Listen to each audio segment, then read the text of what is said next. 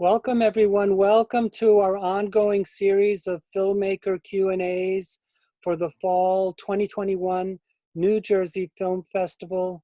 We're celebrating our 40th anniversary, and I'm proud to say that I founded this festival back in 1982 when I was a graduate student at Rutgers University, and I've been running it all this time. It's a wonderful program, a labor of love. And as a filmmaker, I want to turn on our New Jersey community to these wonderful artists from all around the world. And today we're going to be speaking to Swapna Kurup, who is the filmmaker for Ela, Breaking Boundaries, which is a documentary about Ela Shah, who's actually a New Jersey artist based in Montclair. And her documentary is focused on giving us a view into her life, and it's a really wonderful, wonderful film. But before we get into the Q&A, just need to let you know that you can get complete information at our website, which is right behind me, njfilmfest.com. And I'll show you exactly what you'll need to do at the end of the Q&A. But if you're curious, you can go to that site, you click on where it says Fall 2021 New Jersey Film Festival schedule, and usually everything would end up there. But because we are a hybrid festival, which means we will be screening the film live, at least hoping we'll be able to screen it live, fingers crossed, because the Delta variant, as you guys all know, is doing everything it can to prevent us from doing these live shows. But we are still planning on doing that. The university has given us permission to do live screenings at our state-of-the-art facility, which is Voorhees Hall, room 105, located on the beautiful Rutgers University campus at 71 Hamilton Street in New Brunswick, New Jersey. The live screenings will take place at 7 p.m. and Ela Breaking Boundaries is playing on September 26th. But if you're nervous about going out and seeing movies in a screening space, we will also be having the film available video on demand for 24 hours on that day. So you have that option as well. And we'll come back and talk about that a little bit more, but I wanted to also introduce you, besides Swapna, we have Carolyn Mabrey and Ashley Terer, who are two of the festival judges, and they're here to ask questions of the director as well. So, all right, since I'm the director, I get to ask the first question. So Swapna, please tell us a little bit how you got involved in making this movie. Firstly, thank you for, I'm really honored to have this art film play at your festival. I met Ela through my mother-in-law who had come to visit us. So I moved to New York with my husband who was here to study, and our mother-in-law joined us, and she had her kindergarten friends in the US. Living here, and somehow they connected online. And so Ela was her kindergarten friend, and we went to meet Ela. That's how we met Ela for the first time. And so I got to know about Ela's work after meeting her. And we spoke about, I also do certain art videos. And so we thought about maybe we could collaborate or do something together. So we came back and met each other, and then that's how we got talking about doing things, and that's how this film rolled out. And so the film was made over the course of the 2 years that you were here in the United States? I was there for 3 years. And I think we started talking in the first year that I got there. But then in the second year is when I started filming with Ela. It was just conversations at the start. Yeah, and I had the pleasure of interviewing Ela for EBTV, and folks, you'll be able to see that interview with the artist as well. And she's just a wonderful, sweet person, and she's very shy and very quiet, but her art is so amazing. And tell us a little bit about the kind of art that she makes. So what you mentioned is absolutely true about her.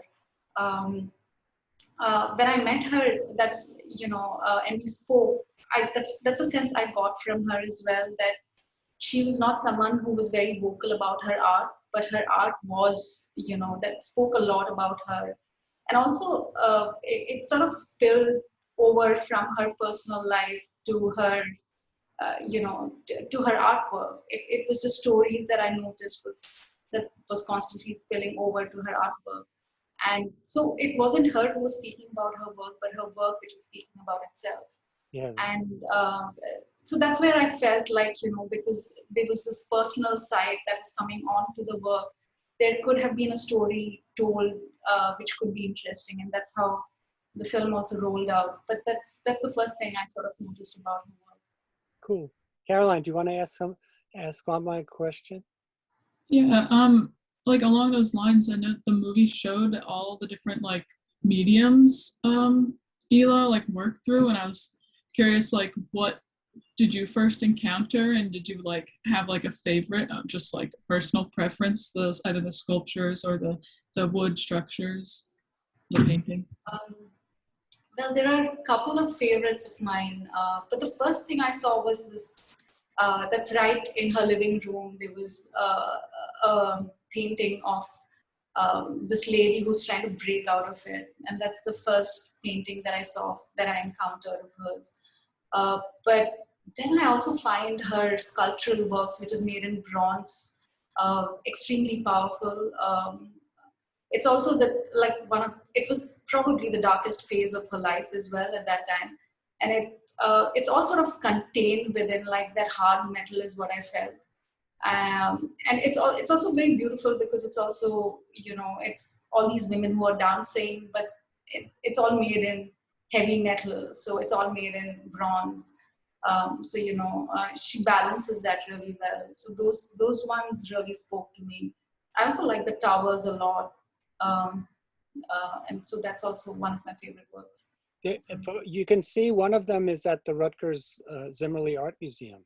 Yeah. I don't know if it's on permanent display, but there are academics and curators that you interview, and one of them is Donna Gustafson, who is the main curator at the Rutgers University Zimmerli Art Museum. So it was nice to see that there was a presence at our own home base, and that's something I didn't know until I saw the movie. So it's very cool. How about you, Ashley? I was wondering if there was a message in Ela's art that was special to you.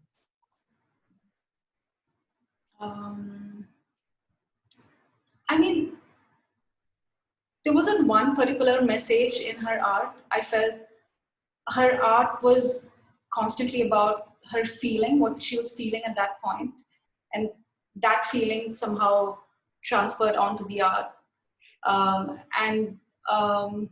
So I mean, there are different messages if you see different curators or different art critics who were there in the film as well. When they talk about her work, they talk about how they see it as well. I don't think there's one particular message that she really points out to as such, but yeah, the overall sense is of even her feeling like a goddess, like a person who can take it all, and still deal with it. That sort of empowering sense that she realizes that she has.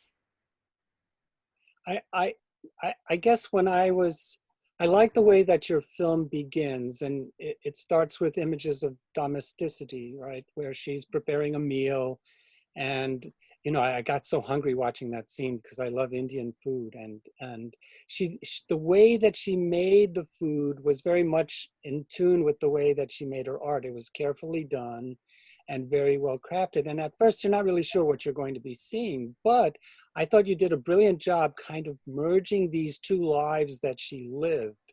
One being the homemaker, raising children, taking care of the family, and the kind of restraints that is imposed on her by Indian society. And yet at the same time, she has this other life where she creates art, and she retreats to the basement, which is where her studio is, and she's able to manufacture these amazing works of art that go from painting to sculpture to installation, and yet at the same time, I love the partnership that she has between her husband, who is a staunch supporter of his wife's artwork, you know, and normally, you know, from personal perspective, my mom is an accomplished pianist, but when she came over to this country, I mean, the film really resonated with me on a personal level because my mom really stopped playing the piano when she started raising the quote unquote family.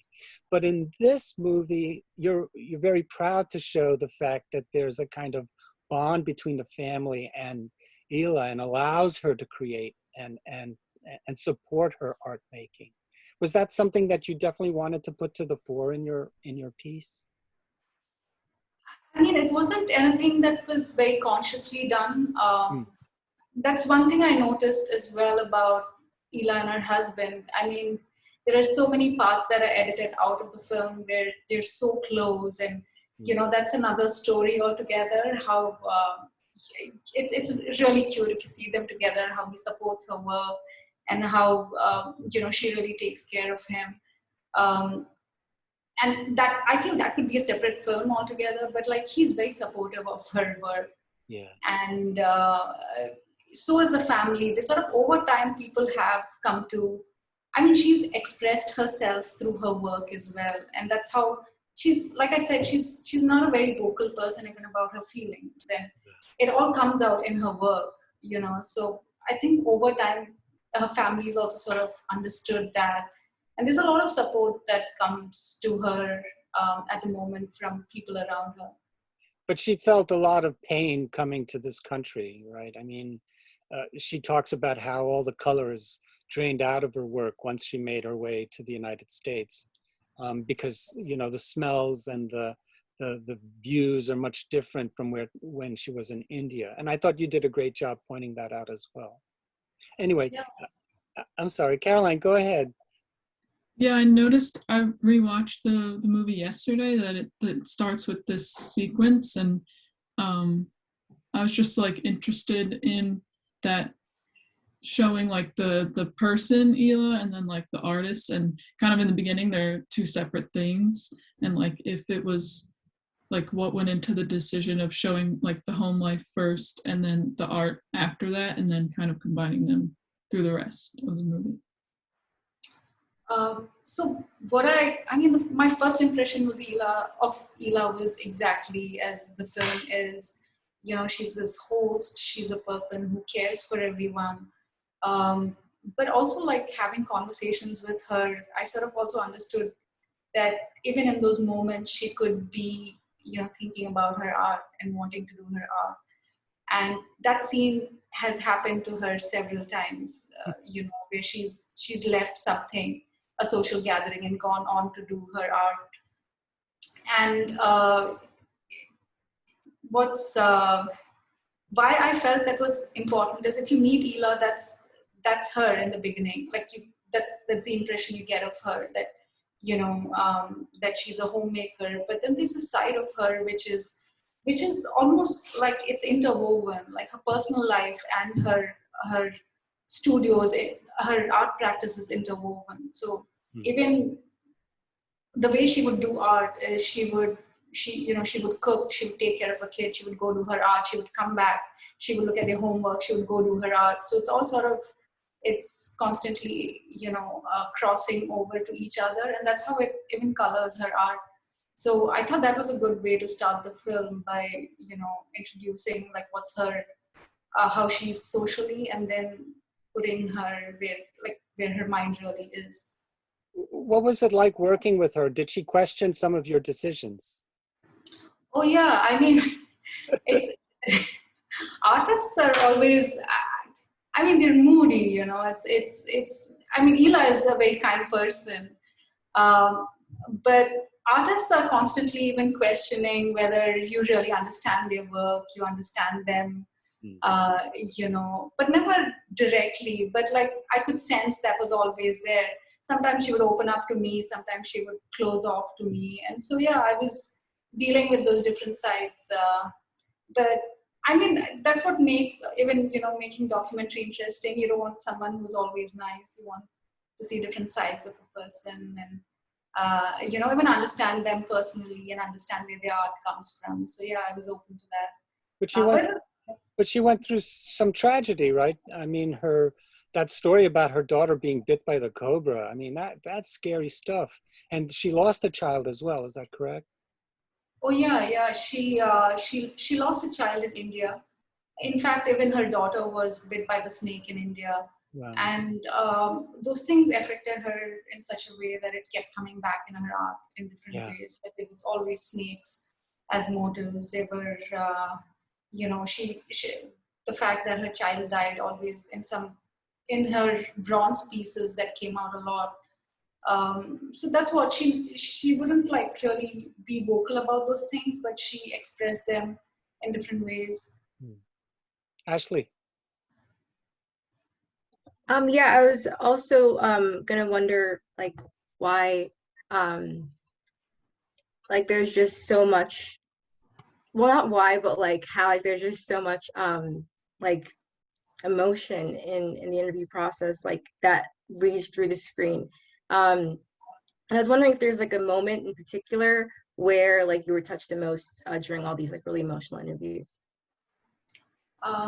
Yeah, there was one interview where it sort of began as a casual conversation, and it became one of the main interviews in the film where I knew that, the wall was being broken and she was just opening up. And so I started the cameras and just casually started talking to her. She didn't even know I was rolling. And that conversation was, I think it was great. Like there was a lot that came out of it. She really opened up in that conversation in a very free way. So yeah, that moment happened. And also the scene where she walks, there's a spring scene where she's just walking around, the park full of spring blossoms. And that was also like a special moment where, I felt she was just being free and she's just doing her thing. So, yeah. But that you made that connection really nicely too, where you go from the cherry blossoms and then to the art that emulates the cherry blossoms. I think those connections are subtle and sometimes very overt, but I think the weaving that you did was masterful. But we've got to give a huge shout out to Rohan, and please pronounce Rohan's last name so I don't butcher it on our Q&A. It's Rohan Sukhdev. Sukhdev. I'm glad you pronounced it for me. He actually lives in Highland Park. I didn't know he was so close by. He's close by. He does a masterful, the music is just so amazing. And it picks up everything in the movie. It really gives it a wonderful a kind of veneer and embellishment to the images that you see and the discussions that we hear. How did you hook up with him? I mean, Rohan's also the producer of the film. And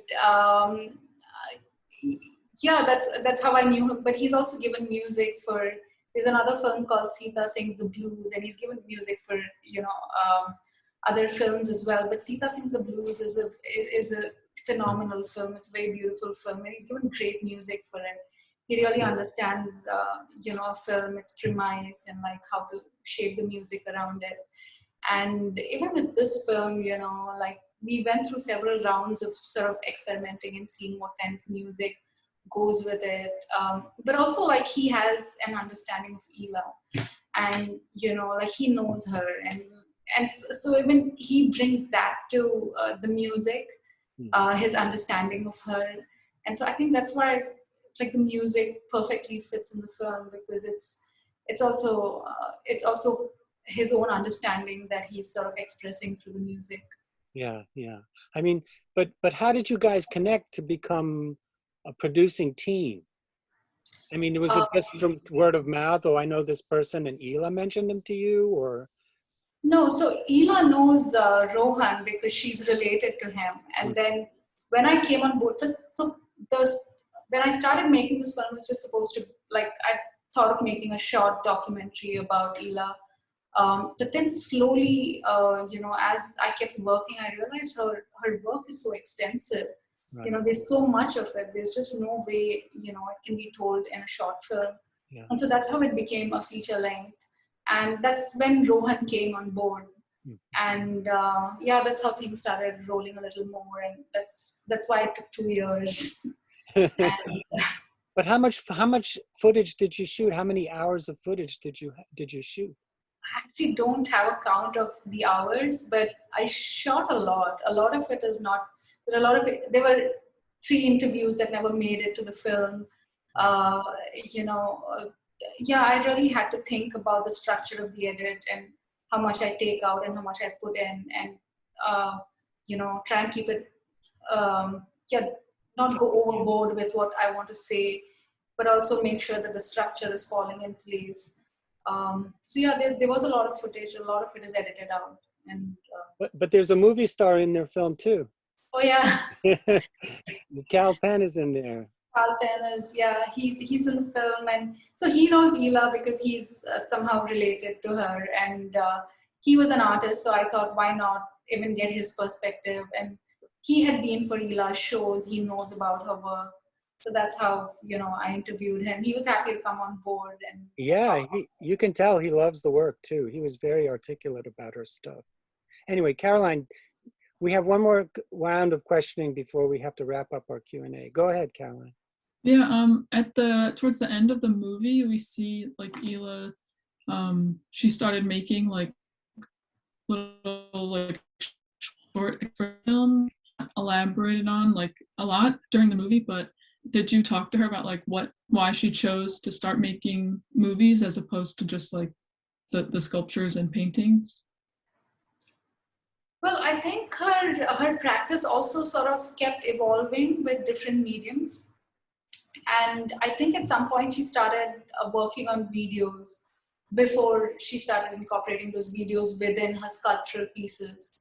And so I think she enjoyed the medium, and it somehow became a part of her work. But also, as we go along, she is aging. She's 75 today. She cannot make really huge sculptural works anymore. So she's also got to find different mediums to express herself. So I guess that's how video and even quilt making came into her practice, because also she was looking for ways to do art without really getting into things that her body cannot do anymore. Yeah.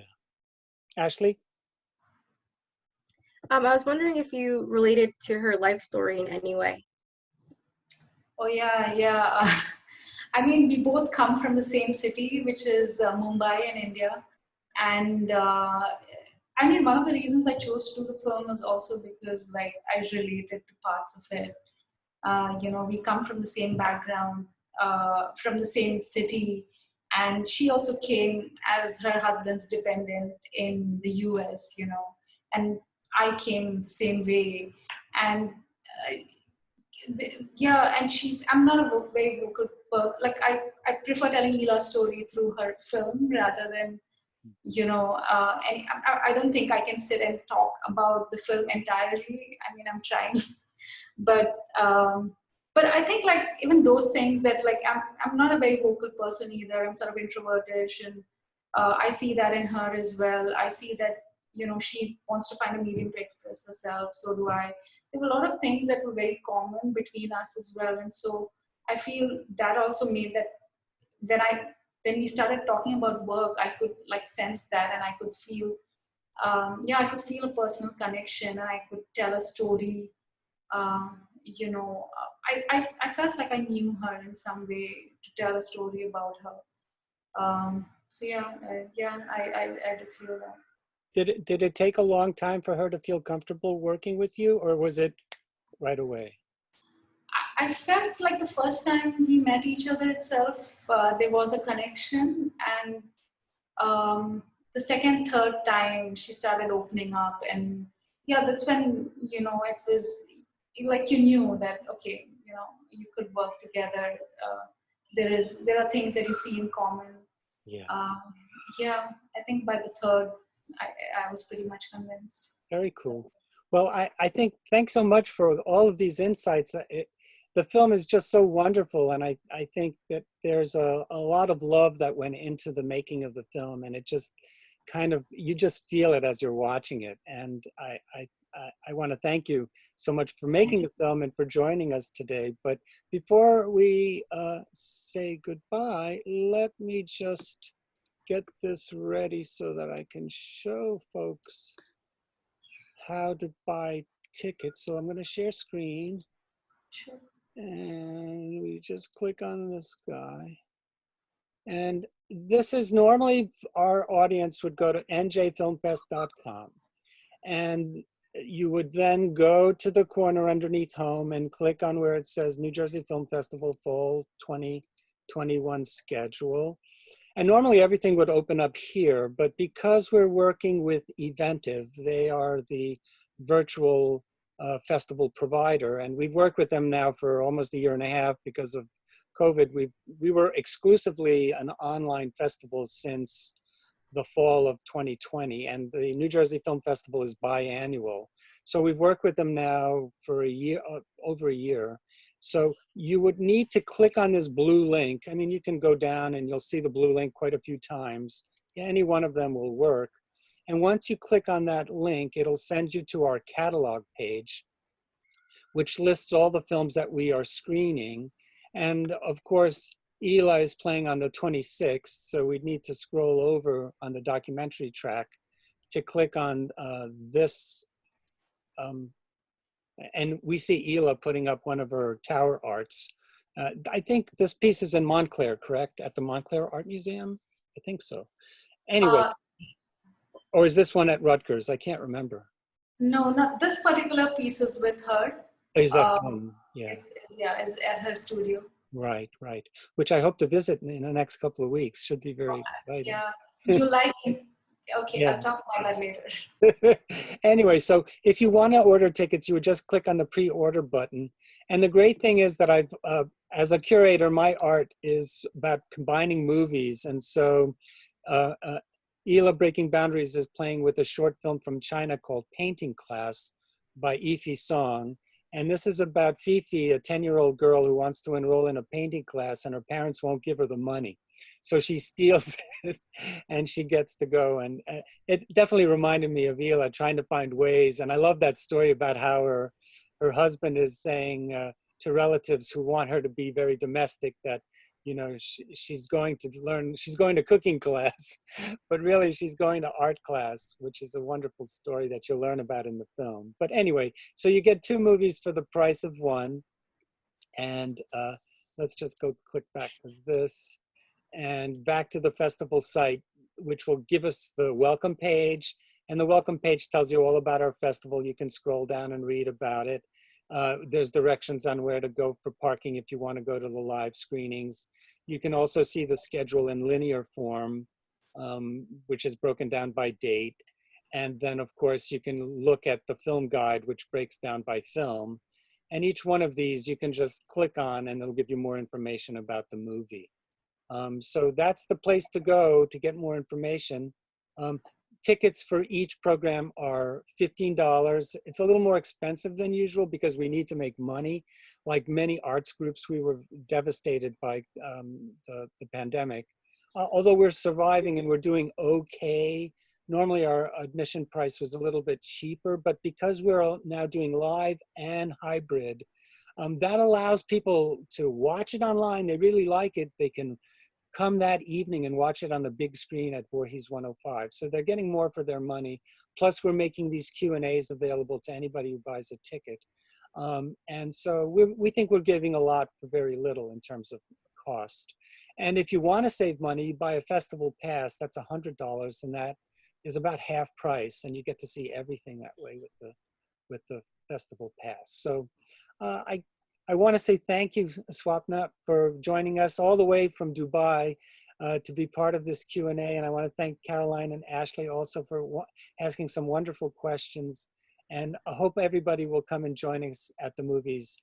The festival will take place from September 10th to October 10th on Fridays and Sundays. And again, you can get complete information at njfilmfest.com.